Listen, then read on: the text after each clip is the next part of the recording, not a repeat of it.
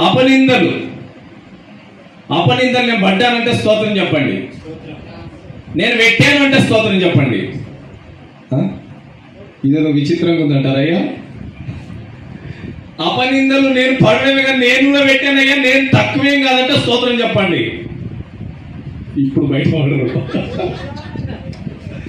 అయ్యా ఇలా దేవుని సన్నిధిలో ఒప్పుకున్నలేమో, అనీతిమంతులు ఒప్పుకోకుండా కప్పుకున్నలేమో నీతిమంతులు అన్నట్టు కాదు. నిజమైన శిక్ష కప్పుకున్నోడికే వస్తుంది.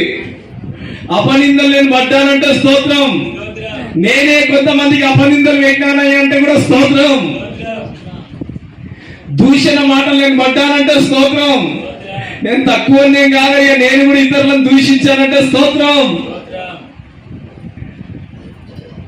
అలా ఉండొద్దు. మనం అపనిందలు పెట్టేలా ఉండొద్దు, ఒకరిని దూషణ పాలు చేసేలా ఉండొద్దు.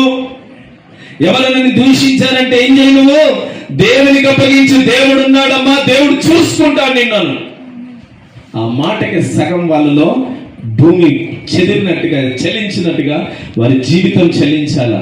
నీ నీతిమంతుడితనం అలా ఉండాలి. నువ్వు ఒక మాట చెప్పావంటే నెక్స్ట్ డేనే ఇదిగో నేను చెయ్యకూడని మాట అన్నాను, అనకూడని మాట అన్నాను, చెయ్యకూడని పని చేశాను, దేవుడు చూసుకుంటాడన్నాడు. ఈ దినము నా పరిస్థితి ఇలా అయిపోయింది.